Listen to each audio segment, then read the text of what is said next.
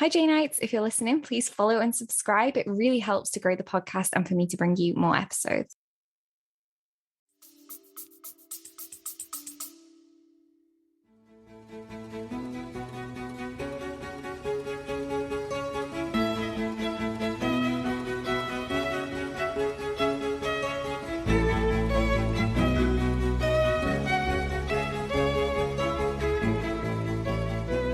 Hi, Janeites, and welcome to episode 23 of the What the Austen podcast. We're continuing on our Disney villain journey, and I know we took a couple of weeks off for the Halloween content, but we're back and we're ready to go. And today's episode is all going to be about persuasion villains and comparing them against the Disney villains.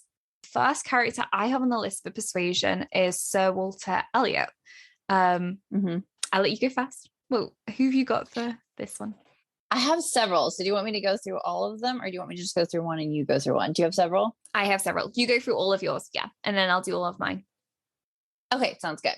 Okay, so my first one is Prince John from Robin Hood, because both Sir Walter and Prince John, they love mirrors and money and status. And I really like the mirror illusion. It's been a while since I've watched Robin Hood, but I know that there's a big thing where he likes to look at himself in the mirror. He likes all his jewels. And he definitely looks down on anybody who doesn't have any money. He treats other people poorly. They're just obsessed with status. So I really liked that. And they're both kind of spoiled brats. They're almost like children at the end of the day, even though they're supposed to be these powerful men. So I liked that connection with that. And then I have another one if you want me to. Do you want me to go with that one too? So actually, I will say, because I already had that one on my list and you basically said everything. I think that's honestly, no, I think that's such a perfect match. So that's the thing, like Prince John, great minds. Sir Walter Elliot. I think it is one need for power, but also that like cowardice and the fact that they're just, crying about things and they just love money. And I think Prince John is actually the most hilarious Disney villain. I think he's just so funny because he's just like not really got that much going on with him, but he's also like really bad. And he actually like a scene where he literally keeps going power, power, power, power. And I feel like that's something Sir Walter Elliot would do. And looking in the mirror, like you said, just obsessing about himself. Yeah, they're both completely narcissistic, but completely idiotic at the same time. Literally. They're not that bright. So on that note, I think also I thought of Yzma from The Emperor's New Groove because she's obsessed with regaining status after losing status. And he's kind of obsessed with regaining his status, even though he's kind of losing. Kelly Lynch Hall. But also she's more of a ridiculous and funny villain like Sir Walter, kind of going along with the Prince John thing. I think she's one of the funniest villains too. And they both take themselves so seriously, but they're both so idiotic from the outside. And then she blames a poor man for not having food by telling him he should have thought about that before becoming a peasant. And I was just like, that is absolutely like Sir Walter Elliot would do the same thing, like, or blame someone like for being like not up to his standards of beauty and be like, you should have thought of that before you were born or something ridiculous. Literally. Like oh my gosh, when she says that is like one of the funniest scenes, I swear. It really is. Should have thought of that before becoming a peasant. I just like he would say that. And then it also, this kind of goes in with Elizabeth, which I'll save for later, but it makes me laugh thinking of Sir Elliot telling Elizabeth, pull the lever, Kronk, while trying to get her to manipulate Mr. Elliot into marriage. Oh my gosh, that's so funny. Actually is so true. I did not put her on my list as like a match, but that's such a perfect one. I love that. So yeah, that's mine for Sir Walter Elliot. I just really like picturing him as Yzma, especially like that scene where she's so upset with the they're like at a restaurant and they do this like little party thing with the mariachi band or something like that. I don't know, it just made me laugh picturing Sir Walter and like all these ridiculous circumstances. Oh my gosh, again, we need like to do some kind of remix. I swear to God, that'd be so funny. Oh my gosh. And I feel like she thinks her like style is so great with like that feathery thing that she's wearing around her neck, and she just like she thinks she's so great. And I could just picture Sir Walter like wearing all these idiotic outfits that like he thinks are so stylish and great, but they probably look a little silly, especially for his age or something, like wearing things that like 20-year-old men are wearing. Oh my gosh, no, I love that. That's awesome. Honestly, I really like that. So was that all of yours for that one? Yeah. So who are yours? I'm excited. So I had two others after Prince John for Sir Walter Elliot. Mm-hmm. And the next one that I had was Captain Hook. So I feel like Captain Hook and Prince John are quite similar in their like personalities. Mm-hmm. So Captain Hook is emotionally vulnerable, he's self-centered, eccentric, stuck in the past, which I think is really similar to Sir Walter Elliot. He's really stuck in the past. Like I feel like there's a scene in the book where he, or at least they talk about the fact that he constantly looks over his family history. And he's just like really weird about that just because he's trying to hold on to what was, but obviously it's all going a bit downhill at this point. And I thought that Captain Hook's obsession with Peter Pan is really similar to Sir Walter Elliot's obsession with keeping up appearances. Like it's almost all consuming and they kind of lose reason on trying to pursue this obsession. And I just thought that was really similar. And I also thought was what's kind of ironic in this comparison is that Sir Walter Elliot hates like naval officers and like the Navy and ships and things. And actually Captain Hook lives on one. So I just thought that was kind of ironic that I could make this comparison, but I still see the links either way. Yeah, I love that. He would hate it. And that's what's great is he would hate the comparison, but it's so good. And even Smee, you could kind of say has that Elizabeth thing, you know, because it's like everybody, a lot of these Disney villains have these little lackeys, and that's exactly what Sir Walter Elliot does. He has a little lackey that agrees with him on everything. Yes. Yeah, absolutely. That's so true. And then I just had one more on the list, and that was Governor Ratcliffe from Pocahontas. So this was more one on appearance, because when I looked at like Governor Ratcliffe and I looked at, I kind of thought about what I would perceive Sir Walter Elliot to look like, I thought they'd have like a similar look about them. A little bit pompous, thinking that they're all that. And Governor Ratcliffe, he kind of thrives on the power that he's been given from the crown and things. And that's why he thinks he's, should be able to go over and like colonize America and everything. And he's just like really not a nice guy. But I just think Sir Walter Elliot would do the same thing in the same position, like that feeling of superiority, that things are rightfully his because he thinks he's got position and status. And Sir Walter Elliot is very much like that. He thinks that he's entitled to things because he's from older money, and he's kind of thought, Elliot is quite a prominent name in his society and things. So yeah, I just found that they were quite similar as well. Well, and he's given his title by the crown too. So he's given some sort of special privileges from the crown, not exactly the same, but similar. Yeah, exactly. Again, really funny though, because Governor Ratcliffe obviously has to go on ships and things as well, which is just hilarious. So yeah, because Sir Walter Elliot hates ships. He thinks that it ages you and makes you all disheveled and ugly. So he's absolutely hysterical. And going back to what you were saying about him being obsessed with the past, that's so true, because the novel actually opens with him looking through the peerage. Like that's the first part of the novel. So kind of sets the tone right away. Literally. And it's just that he's like trying to hold on to everything that he's going to lose. And I mean, that obviously speaks to the time, because that wasn't an uncommon situation for people of like old money to start losing their properties and money, and people in trade started to take over, and like the people that actually had the money and things. So I'm sure there was a lot of Sir Walter Elliot's about at the time. Yeah, how scandalous to work for a living. I know, hilarious, right? Okay, great. So the next one I have on my list for Persuasion is Elizabeth, which I think kind of links back to what we were saying about Sir Walter Elliot, because they're so close in the way they behave. But do you have anyone in particular on your list for Elizabeth? Yeah, I paired Yzma and Kronk with Sir Walter Elliot and Elizabeth because I think that Kronk is hapless. He's attractive though. He's right-hand person for the main villain, and also not very bright. So that's pretty much Elizabeth. Like, she's attractive, she's not very bright, she's kind of hapless in everything that she does. So it's weird.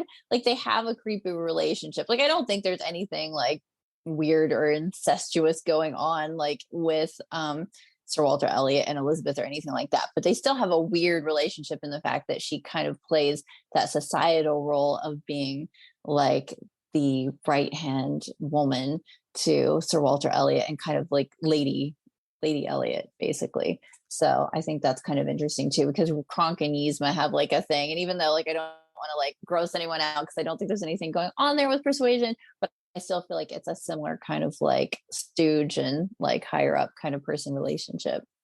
No, I agree. And I feel like if you read Persuasion and you didn't know that much about the story, it might actually be easy to actually think that Elizabeth is Sir Eliot's wife, like that she's Mrs. Eliot. Yeah. I feel like that would be easy to do because they are, I think one, because they're so similar and it makes you think like, and also because she's so different to Anne, which I always find so difficult to like comprehend that Anne's so different, not only to Elizabeth, but to Mary. And I'm just like, where did Anne come from? Where did this like, you know what I mean? The nice, like, you know, amazing heroine that we have.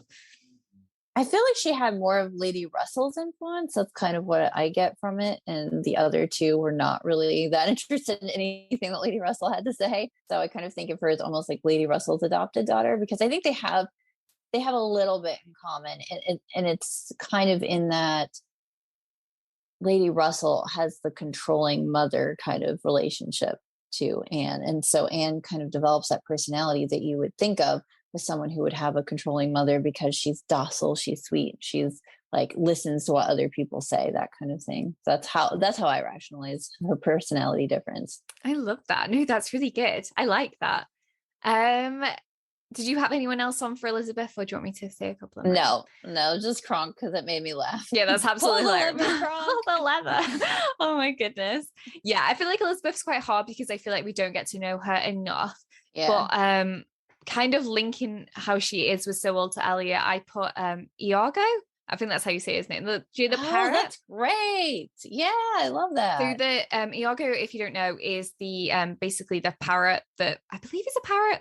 Is some kind of bird that follows Jafar around, and he's like always on his shoulder, and he's basically a mirror of his master. And I feel like that's very similar to Elizabeth. She very much mirrors her father.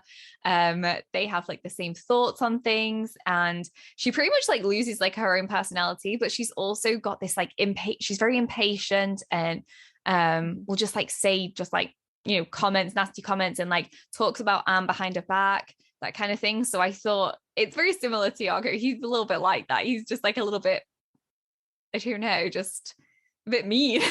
And I feel like Elizabeth's like that as well. Well, it's just like the metaphorical phrase that people say that so-and-so parroting so-and-so. I mean, it's a literal, you know, parrot. And she's always parroting her father, whatever he says or whatever he thinks.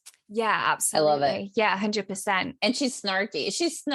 Like she is snarky, like Iago. I love that. That's a great one. I never would have thought of that one. Right, thanks. And then I just had one more on, and that was actually with matching up Elizabeth and Miss Clay, who's the woman that comes and stays with them, who's got the money that Sir Walter Elliot is thinking of marrying, that kind of thing. And Elizabeth and her spend a lot of time together. They're almost like they're kind of joined at the hip.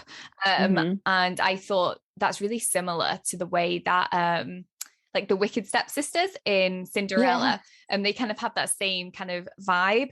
And also I think it's kind of funny because it's a bit like Elizabeth feels like shunned because she thinks she's going to get Mr. Elliot, and not to be confused with her father. That's actually like their cousin who's going to inherit things. She thinks she's going to get Mr. Elliot, but then he wants Anne instead. And I just think that's so similar to the sisters being like, I want to go for the prince, but then the prince wants Cinderella. So obviously Mr. Elliot isn't the prince, but the point is like it's that it's kind of like being second fiddle, but thinking you're not, like thinking you're like number one all the time, but then actually people are like, no, I don't want you. Exactly. Well, I mean, he is kind of like he's going to inherit, so he has that Prince Charming thing on the surface until you read the book a little further. I remember when I first read it being a little bit like, which way is he going to go? Because I kind of thought, well, maybe he's just going to be a nice guy who, you know, Anne just chooses not to end up with. But yeah, he's a pulls a Wickham. You go first. Who do you have on the list for Mr. Elliot? I have Hades from Hercules because he is a suave and sophisticated and a smooth talker, and he is remorseless. I feel like Mr. Elliot is definitely remorseless. He does not care what he's done to anyone. I feel as if, he wants to overthrow his family member like Sir Walter Elliot. Sorry, let me say that again. He wants to overthrow his family member, Sir Walter Elliot, like Hades wants to overthrow the gods and Zeus. So I feel like there were some good connections there. That's such a good one. I didn't have that on the list. And, I really wanted Hades to be a match that I could make, and I didn't manage it, but I actually think that's such a good one. Well, thank you. He was hard. Mr. Elliot was definitely difficult, I feel like, to pin down. So, but that was the one that I thought of that was a little bit out of the box. That I was like, I can see that, especially with the overthrowing the family member thing. Yes, 100%. Being sort of a lesser family member who's trying to overthrow the current gods, like Hades is trying to do with Zeus. And someone who's kind of been out of the picture. That's a little bit like Hades. Like he's in the underworld. He's kind of out of the picture. And that's the same as Mr. Elliot. Like he kind of married this other woman, didn't he? And I think she might have died or something. And then he pops back on the scene and they're all like, oh, he's back. Like, but nobody's seen him for a while.